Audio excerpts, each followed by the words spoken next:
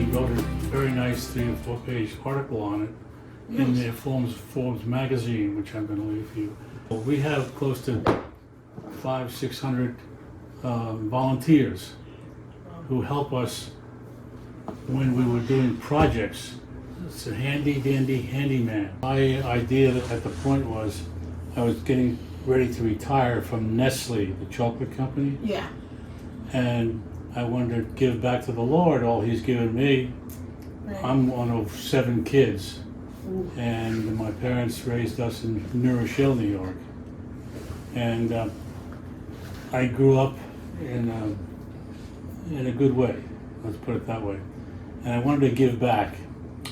And so I started this ministry, and it started to grow pretty quickly.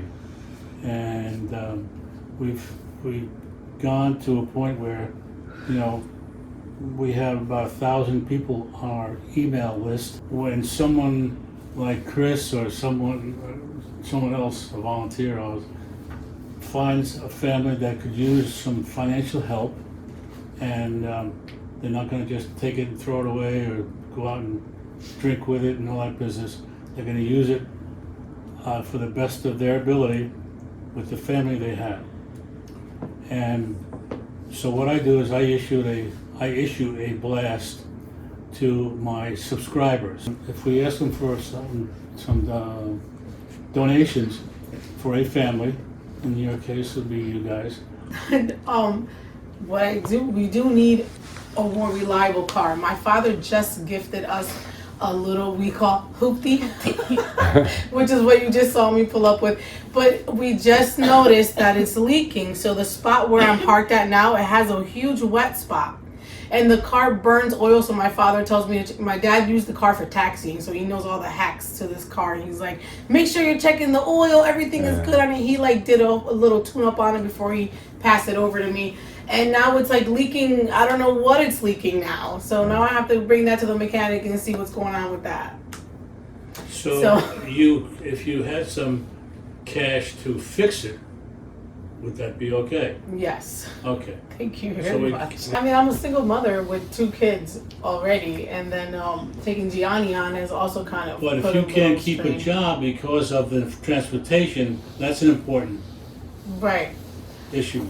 Well, it sounds like there's a car now, but it's unreliable. Right. Right. And I just got it a few weeks ago. Before that, we were without a car for about a year. Well, it's gonna be a year in November, right?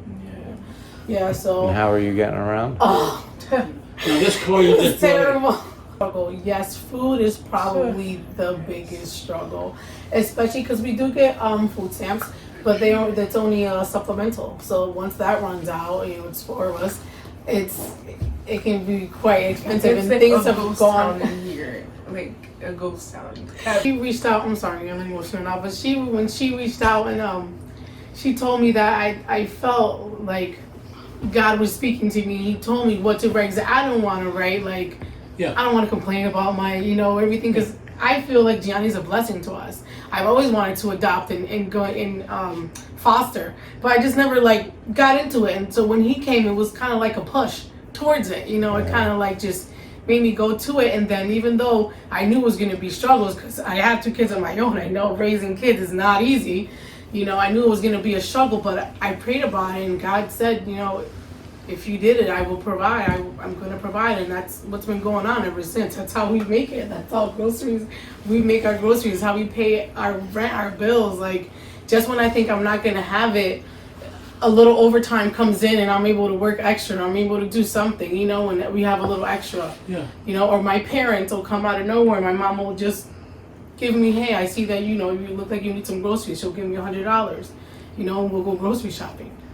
So it's just things like that just been happening ever since. I have a really good relationship with God, and I encourage them to do so as well, because I feel like God is the most important thing you can have in your life. There's a life without God is hell, period. Whether it's here on earth, after, or whatever, a life without God is hell.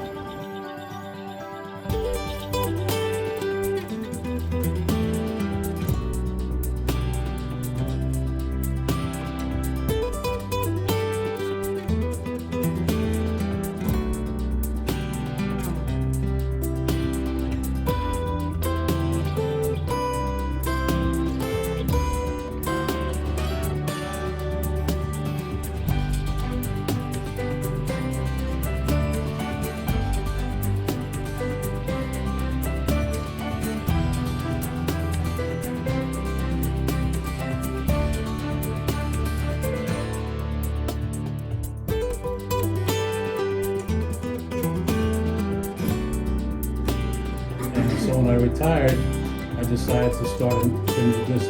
So that's what has gotten us here. I think there was 79 people who made a donation to your cause. Wow. That's so much blessing. 70. Wow. Within a 3-week period. 3 weeks. We finally get the car after not having the car for so long. And then to discover all the problems with the car. After the leakage, the alternator went. But the mechanic said to get it like to where it could be like okay, it would be like $2,000 because there's so many things wrong with it. It took a $2,000. Oh, okay. Yeah, it's a really old, it's an old 3 CRV. I was 3 months behind, but I was able to. I've been working double shifts for the past few weeks, and it's paid off. 1,600? Yeah. The mechanic was very honest with me. He was like, listen, he was like, I'm gonna be very honest with you. I don't think it's worth you doing that to this old vehicle because you can ditch 2,000 and then the motor can go on you next month, and then what? Okay. Because with the car, then you're able to get you'll get, you know, It's all a your work. ducks in a row. Yeah, Exactly. He told me to put it for sale and use that towards the car too, towards the new car too. Yeah, we struggle with food too, but we make it with between the pantry and what we get. Yeah, she's one of my pantry families. Okay. So, We are very impressed with how you have taken all this in under one roof and make it work in spite of all the conditions in the world and the area here. You've done a terrific job. So this is our one way to thank you for that.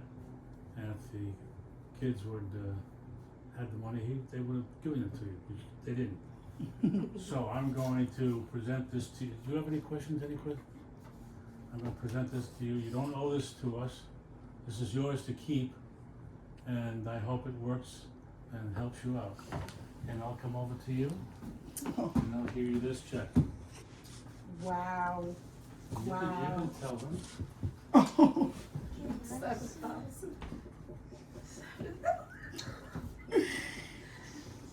wow. $7,000. Wow, Pete, you're amazing. The ministry's amazing. The ministry's amazing.